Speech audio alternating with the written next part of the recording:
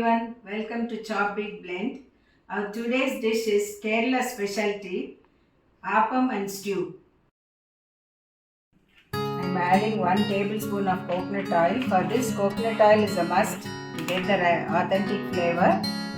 And add 1 teaspoon of mustard seed and curry seed. 1 onion chopped.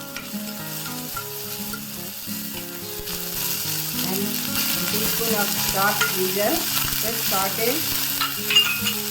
The 3 green chilies split. I'm adding the cooked vegetables. I've taken potato, carrot and green peas. You can add cauliflower, chow. Add some salt. Give it a mix. This is 1 cup of very thick store-bought coconut milk.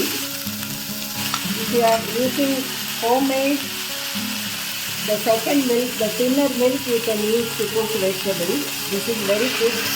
So I am just adding. The stew should not be very thick. The consistency should be thin only. So that water is needed. If you are using homemade coconut milk, use the thin milk first and then use the thicker milk. We'll give it a few minutes. You shouldn't overboil with coconut milk. Just a light simmer on low flame. This is finished simmered. Now I'm going to just show you the consistency. This is how it should be. Little bit runny. For appam, this is 1 cup of idli or dosa rice. This has to be soaked for 4 to 5 hours. And then while grinding, we add half cup of coconut, 2 teaspoons of sugar and salt, which is for taste, and half cup of cooked rice. If you don't want to use cooked rice, you can use half cup of poha washed. And the batter has to ferment overnight, preferably, or 8 hours. You don't need a very thick batter.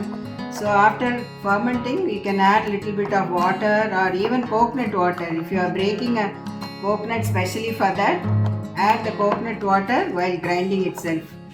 See, this should be the consistency of the batter. In Tamil Nadu, they don't add coconut. Instead, they add little bit of urad dal and a half teaspoon of methi with this, and poha if they like. Otherwise, they just add mixture of raw rice and idli rice. This is the appam kadai. Usually, it's not very deep; it's very shallow, and it comes with a lid. A lid like this or a glass lid. You just heat up the pan. Just half teaspoon oil will do. One good thing, it doesn't need oil at all.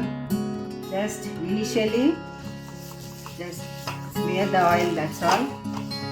Because this is a non-stick one, won't need oil at all. This pan is heated now.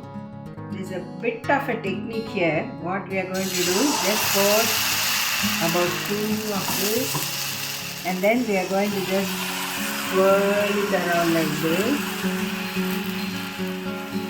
In this appam, the center is kind of looks like a idli, little bit spongy and thicker. The corners will be thin and crisp and brown. See, the center is now nicely cooked and the edges are brown and crisp. This is the right texture. See, I'm removing it and keeping it. Our appam is ready.